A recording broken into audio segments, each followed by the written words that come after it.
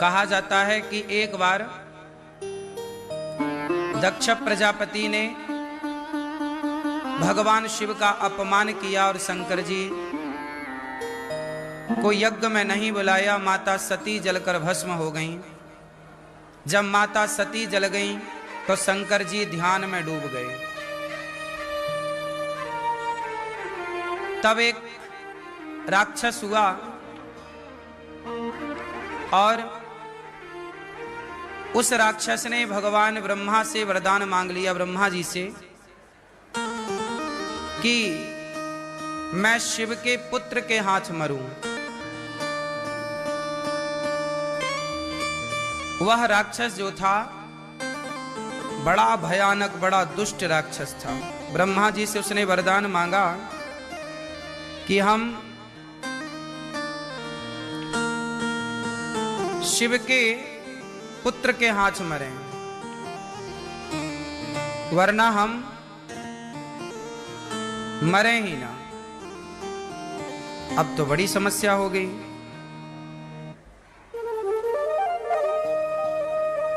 अब शंकर जी ने तो ध्यान लगाए बैठे हैं, शंकर जी को तो विवाह करना नहीं है। क्यों विवाह नहीं करना? क्योंकि शंकर जी पार्वती माता सती के जाने के बाद ना बिल्कुल अलग दुनिया में चले गए हैं। तारकासुर नाम का वह दैत्य था। तारकासुर को पता चल गया कि शंकर जी तो अब विवाह करेंगे नहीं। पत्नी सती जलकर समाप्त हो गई हैं। अब ये सदा ब्रह्मचारी रहेंगे, ध्यान करेंगे, अब ये विवाह करेंगे नहीं। तो तारकासुर ने योजना के तहत ब्रह्मा जी से वरदान मांगा कि मैं शिव के पुत्र के हाथ मरूं, क्योंकि शिव जी का अब विवाह नहीं होगा। उसे लगा तो जब विवाह ही नहीं होगा तो शिव का कोई पुत्र नहीं होगा, और शिव का पुत्र नहीं होगा तो मैं अमर हो जाऊंगा। तो तारकासुर ने तपस्या की, ब्रह्मा जी से कहा मैं शिव के पुत्र के हाथ मरूं। तथास्तु ब्रह्मा जी ने कह दिया। अब उसने पूरी दुनिया में हाहाकार मचाया। पापी गलत आदमी को शक्ति मिल जाए। विष्णु सकल गुण खान, महादेव अवगुण भवन, विष्णु सकल गुण धाम, जेहि कर मनोरम जाहि सन, तेहि तेहि सन काम। पार्वती मैया ने बढ़िया बात कही कि माना कि भगवान विष्णु में लाख गुण हैं, शंकर जी में अवगुण हैं, फिर भी मैं विवाह करूंगी तो शंकर जी से करूंगी। अच्छा, सप्तऋषि तो परीक्षा ले रहे थे ना उनके मन की कि आप कहीं विचलित तो नहीं हो जाएंगी। तब हर हर महादेव रायतों के भगवाने में डुबकी लगा रहे हैं। तब तक शंकर जी आए नंदी पर चढ़कर। नंदी मतलब धर्म। शंकर जी बैल पर सवार नहीं होते, शंकर जी धर्म पर सवार होते हैं। शंकर जी चले तो मैना रानी द्वार पर आरती की थाल लिए, और जैसे ही आरती लिए खड़ी मैना रानी ने देखा दुल्हा को, शंकर जी को। शंकर जी तो ऐसे विचित्र, भभूति रमी, भस्मी रमी। माता आरती उतारने लगी तो सांप को लगा कि हमें जलाना चाहती है। तो सांप है, आग से मारा फंड तो आरती वारती हाथ से छूट गई। मैया मैना भागी और जाके गुस्सा हो गई। बोले मैं नहीं करूंगी अपनी बेटी का ब्याह, भले कुंवारी रह जाए। ऐसा दुल्हा सांप कौन पहनता गले में? बस सांप ने आरती में मारी तो मेरी आरती थाली गिर गई नीचे।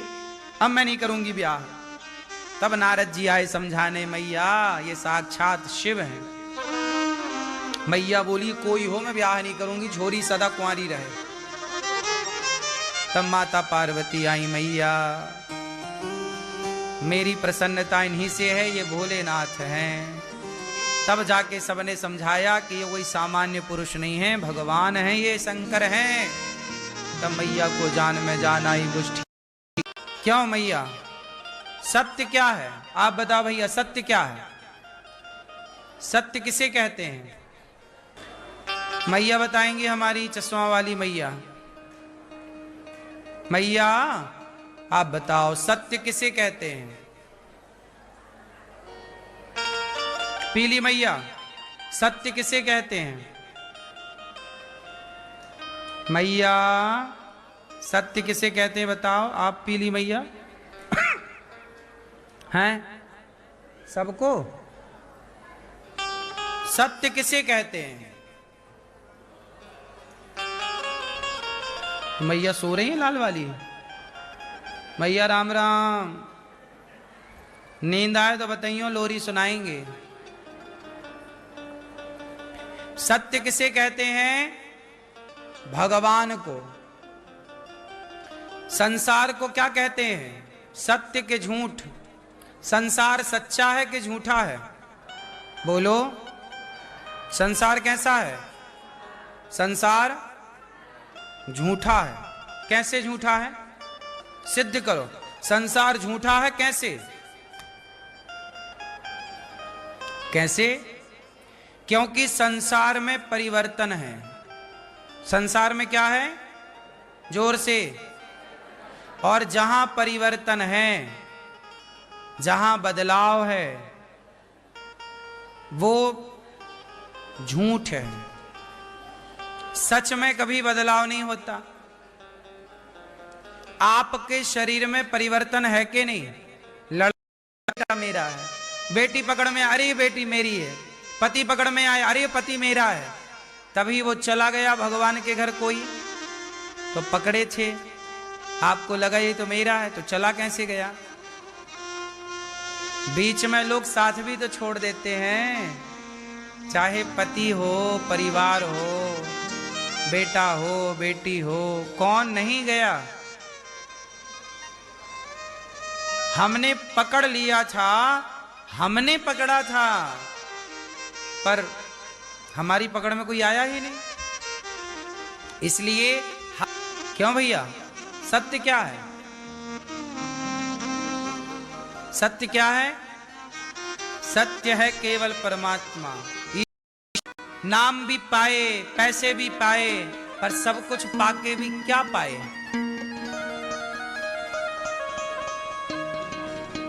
मीरा ने पा लिया, पायो जी मैंने, पायो जी मैंने, पा लिया किसने?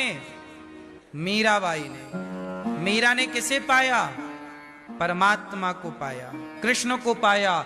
जो भगवान को पा जाते हैं वो सब कुछ पा जाते हैं। आपकी इस यात्रा में एक भगवान मिल गए तो सब मिल गए, और वो नहीं मिले तो सब मिले, तो सबका करोगे क्या? ऑलरेडी पा लिया आप लोगों ने सब, पर क्या कर रहे हैं उसका?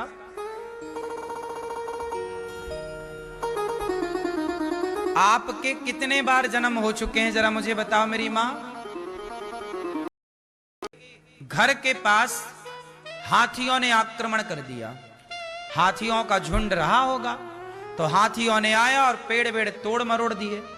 तब शेरनी ने अपने बेटे शेर से कहा कि जाओ जरा हाथी को समझाओ। शेर गया और दहाड़ मारी, तो गीदड़ का बच्चा बोला मां मैं भी जाऊं, आज हाथी को मैं भगा के आऊंगा। शेरनी ने मना किया कि हाथी तेरे बस का नहीं है, तू मत जा। नहीं नहीं मां मैं तो आपका बेटा हूं, जाऊंगा। अच्छा, गीदड़ को यह बात पता नहीं थी कि मेरी मां बचपन में मर चुकी है। गीदड़ ने कभी आईना भी नहीं देखा था अपनी शकल, उसे यही लग रहा था कि मैं भी शेर हूं, क्योंकि शेर के संग रहता ना, शेरनी के साथ रहता है।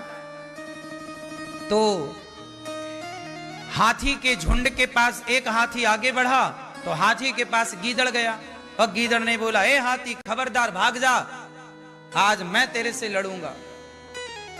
गीदड़ को यही लग रहा था कि मैं शेर हूं, पर हाथी को लगा ये गीदड़ मेरे से बक बक कर रहा है।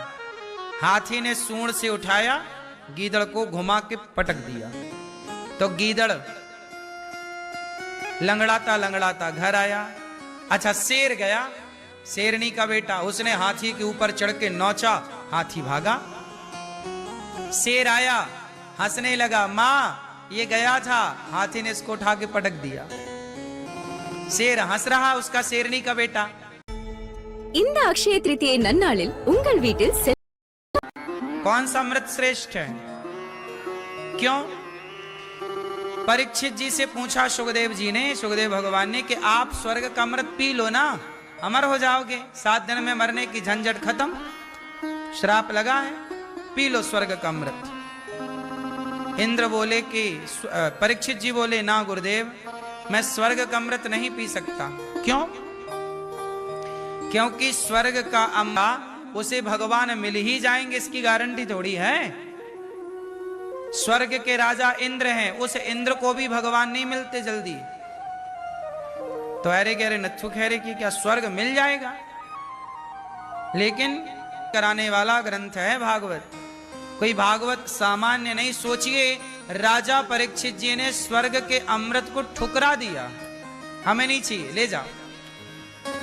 कथा पीऊंगा मैं, तब कथा अमृतम तप्त जीवनम, कथा के अमृत को पीऊंगा मैं। पिबत भागवतम रसमालयम मुहुरहो रसिका भुवि भावुकाः, भागवत के रस को पीना है।